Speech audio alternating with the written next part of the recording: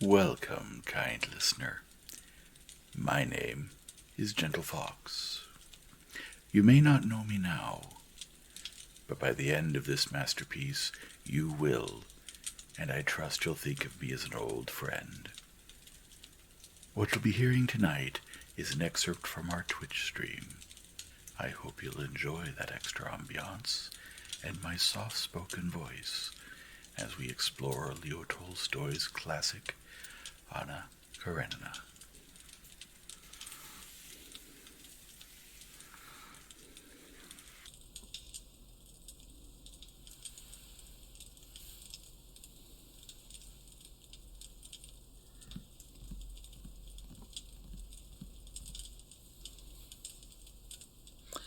Chapter 7.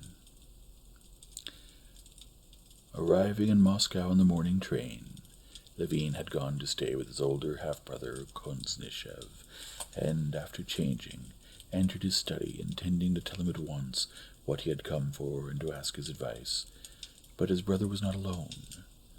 With him was a well-known professor of philosophy who had actually come from Kharkov to resolve a misunderstanding that had arisen between them on a rather important philosophical question.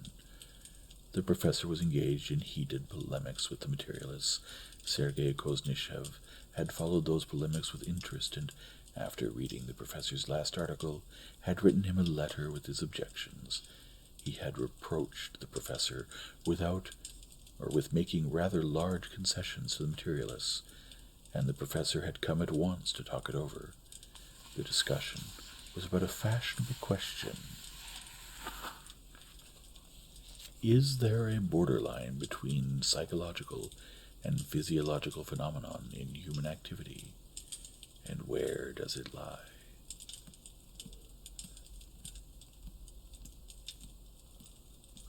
Sergei Ivanovitch met his brother with the benignly cool smile he gave to everyone, and, after introducing him to the professor, went on with the conversation.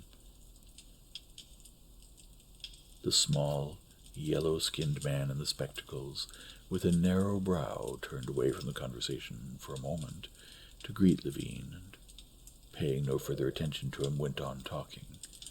Levin sat down to wait until the professor left, but soon became interested in the subject of the conversation. Levin had come across the articles they were discussing in magazines, and had read them.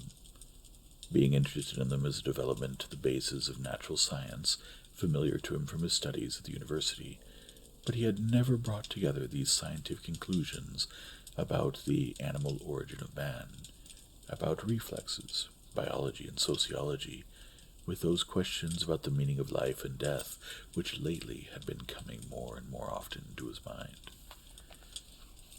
Listening to his brother's conversation with the professor, he noted that they connected the scientific questions with the inner, spiritual ones, several times almost touched upon them, but that each time they came close to what seemed to him the most important thing, they hastily retreated and again dug deeper into the realm of fine distinctions, reservations, quotations, allusions, references to authorities, and he had difficulty understanding what they were talking about.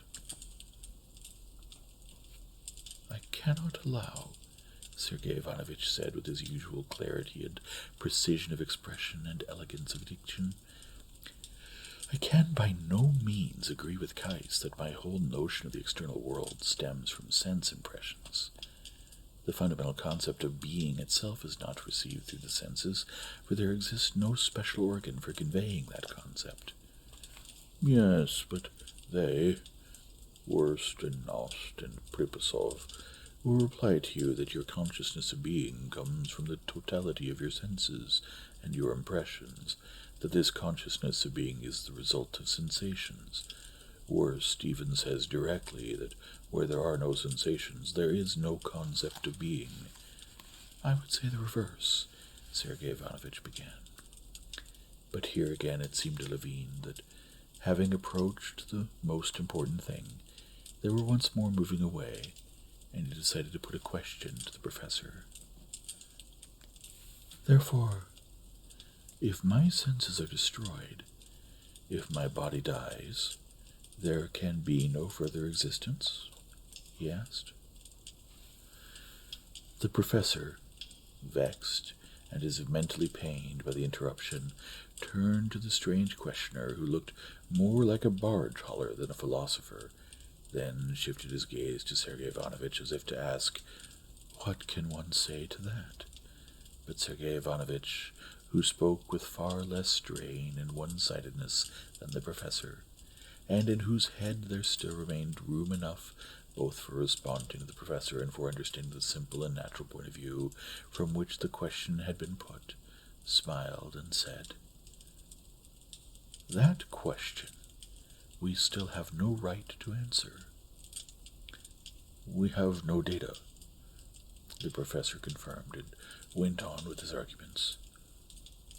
"No," he said, "I will point out that if, as Pripasov states directly, sensation does have its basis in impression, we must distinguish strictly between these two concepts." Levine listened no more, and waited until the professor left. End of chapter 7.